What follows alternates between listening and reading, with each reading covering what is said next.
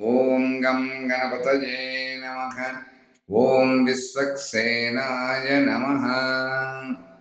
మనము ఈ 80వ రోజున శ్రీ నృసింహ పురాణంలో బ్రహ్మదేవుడు దేవతాగణములతో క్షీరసాగరమును నివసిస్తూ ఉన్నటువంటి ఆ సప్తశతి మీద శయనించేటువంటి ఆ విష్ణు భగవాన్ని ఏ విధంగా స్తుతించాడో మనం క్రితం రోజు తెలుసుకున్నాం.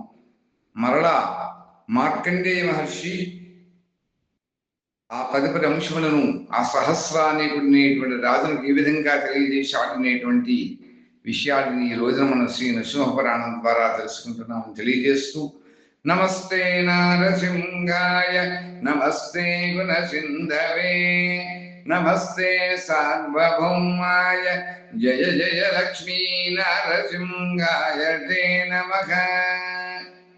మార్కండేయ మహర్షి అంటున్నారు, ఈ విధంగా ఆ విధాతైనటువంటి బ్రహ్మదేవుడు స్తుతించగా ఋషికేశుడు సంతోషించాడు. అతనికి ప్రత్యక్షమై, ఓ బ్రహ్మదేవ, నీవు దేవతలతో కలిసి రావడానికి గల కారణం ఏమిటి అని ప్రశ్నించాడు. సర్వసమర్థుడు దేవదేవుడైనటువంటి విష్ణుమూర్తి ఇలా మాట్లాడగానే దేవగణములతో కలిసి బ్రహ్మదేవుడు ఇలా అంటున్నాడు, ఓ జనార్దన, దుష్టుడైనటువంటి రావణుడు లోకాన్నంతటినీ నాశనం చేశాడు. అతడు ఇంద్రుడితో సహా దేవతలను చాలాసార్లు ఓడించాడు. రాక్షసులు మానవులను కూడా బాధపెడుతున్నారు. అలా రాక్షసులు మానవులను తింటున్నారు. వాని వల్ల యజ్ఞాలు పాడు చేయబడ్డాయి. వందలు వేల కొద్దీ దేవతా స్త్రీలను అపహరించాడు. ఓ పుండరీకాక్ష, ఆ రావణాసుని చంపడానికి నీవే సర్వసమర్థుడు కాబట్టి అతన్ని సంహరించు అని శ్రీహరికి విన్నవించుకున్నాడు విధాతైనటువంటి బ్రహ్మదేవుడు. అంత దానికి సమాధానంగా విష్ణు భగవాన్ అంటున్నాడు, బ్రహ్మ, మేలు కలిగించేటువంటి నా మాటలను సావధానంగా విను. సూర్యవంశమందు పరాక్రమవంతుడైన దశరథుడు అనేటువంటి రాజు ప్రసిద్ధి చెందాడు. ఆ దశరథ మహారాజుకి నేను పుత్రుడిగా జన్మిస్తాను. రావణ సంహారం కొరకు 4 అంశాల స్వరూపం కలిగి ఉంటాను. దేవతలందరూ కూడా తమ యొక్క అంశాలతో వానరులుగా జన్మించాలి అని నేను దేవతలతో చెప్పవలసింది. ఇలా జరిగితేనే రావణ్ణి సంహరించవచ్చు అని చెప్పాడు. అలా దేవదేవుడైనటువంటి భగవంతుడి యొక్క మాటలకు లోక పితామహుడైనటువంటి బ్రహ్మ, అతని వెంట వచ్చినటువంటి దేవతలు కూడా ఆ విష్ణు భగవానికి నమస్కరించి మేరు పర్వత శిఖరం మీదకి వెళ్ళిపోయారు. వారి భూమి మీద తమ తమ యొక్క అంశాలతో వానరులుగా అవతరించారు. అటు పిమ్మట పుత్ర సంతత లేనటువంటి దశరథుడు వేదవేత్తలకు మునుల ద్వారా పుత్ర ప్రాప్తిని కలిగించేటువంటిది, సంతానాన్ని ప్రసాదించేటువంటిది అయినటువంటి పుత్రకామేష్టి అనేటువంటి ఒక యాగాన్ని తలపెట్టాడు. ఆ పుత్రకామేష్టి అనేటువంటి యాగాన్ని చేశాడు. అలా ఆ యజ్ఞంలో భగవంతుని యొక్క ప్రేరణ చేత అగ్ని భగవానుడు పాయసంతో కూడినటువంటి ఒక బంగారు పాత్రను తీసుకుని ఆ అగ్ని కుండం నుంచి పైకి లేచాడు. అంతా మునులు ఆ పాయసాన్ని మంత్రాలు చదువుతూ 2 ముద్దలుగా చేసి, ఒక ముద్దను కౌశల్యాదేవికి, 2వ ముద్దను కైకకు ఇచ్చారు. అలా పాయసాన్ని తినేటువంటి సమయంలో ఆ రాణులు ఇద్దరు కూడా వారి ముద్దల నుంచి 2 చిన్న ముద్దలను తీసి ఆ దశరథ మహారాజు భార్యలైనటువంటి సుమిత్రకి ఇచ్చారు. వారు ముగ్గురు కూడా ఆ పాయసాన్ని తాగారు. క్షీరాన్న ప్రసాద ప్రభావం చేత వారు గర్భవతులయ్యారు.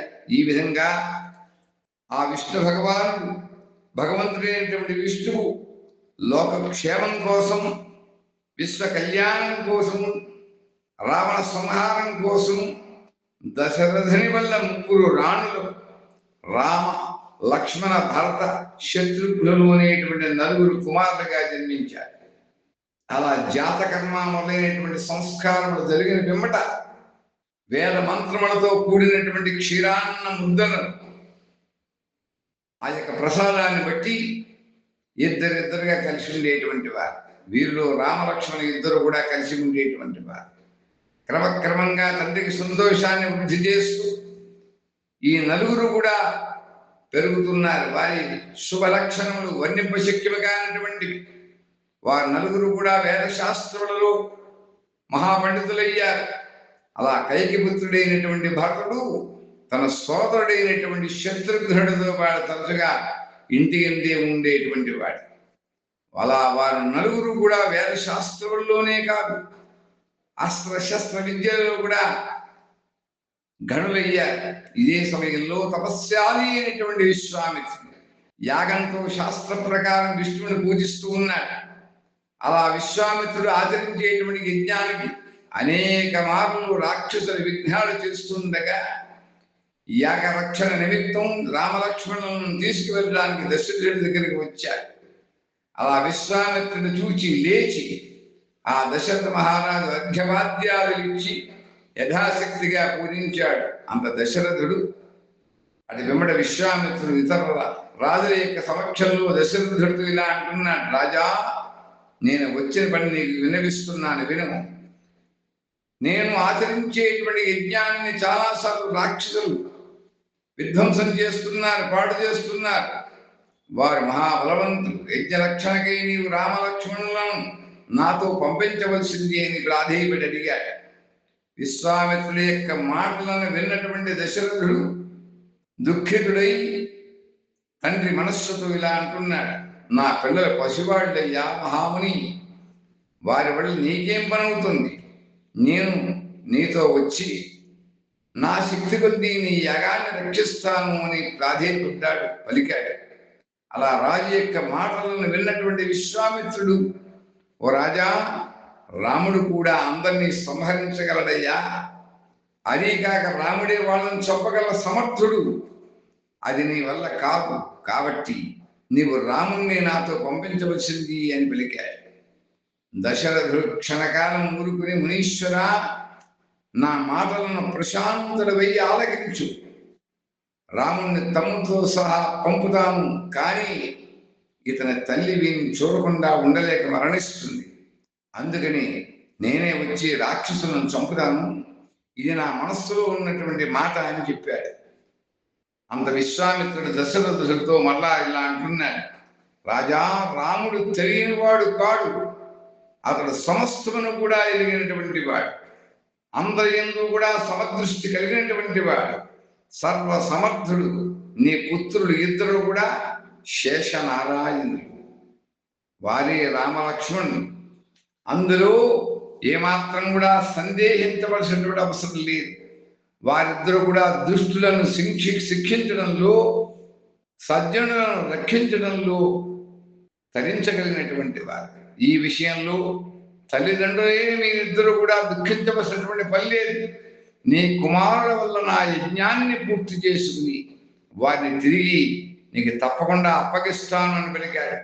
అలా అతని మాటలను విన్నటువంటి దశరథుడు, కాదంటే ముని శపిస్తాడేమో అని మనస్సులో సందేహించి రామలక్ష్మణులను పంపుటకు సరైన ఒప్పుకున్నాడు.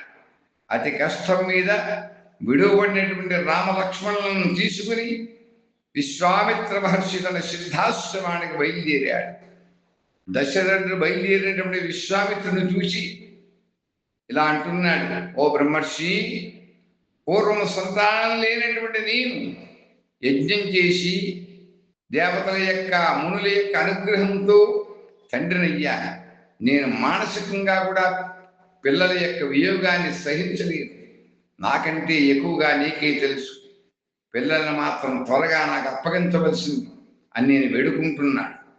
దానికి సమాధానంగా విశ్వామిత్రుడు తెలియజేస్తున్నాడు, నా యజ్ఞం పూర్తి కాగానే నీ పుత్రులను ఇద్దరిని కూడా నీకు అప్పగిస్తాను, ఇది నిజమైనటువంటి మాట, నీకేమీ బాధపడకు అన్నాడు. రాజుకి ఇష్టం లేకపోయినా శపిస్తాడేమో అనేటువంటి భయంతో వారిద్దరిని కూడా విశ్వామిత్రుని యొక్క వెంట పంపించాడు.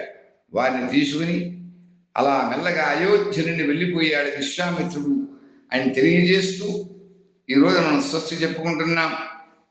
హిరణ్యకశిపుం యస్య కోపాగ్నౌ జలభాజితః సర్వాంతర్వ్యాపినే శ్రీమన్శృంగాయ దివ్యమంగళమంగళం. ప్రహ్లాదవరద జయ జయ లక్ష్మీ నృశృంగాయ దివ్యమంగళమంగళం.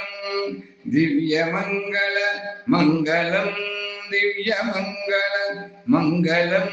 స్వస్తి ప్రజాభ్య పరిపాలయంతాం న్యాయేన మార్గేణ మహిం మహిషాః గోబ్రాహ్మణేభ్యః శుభమస్తు నిత్యం. లోకాః సమస్తాః సుఖినో భవంతు. ఓం స్వస్తి ఓం స్వస్తి ఓం స్వస్తి.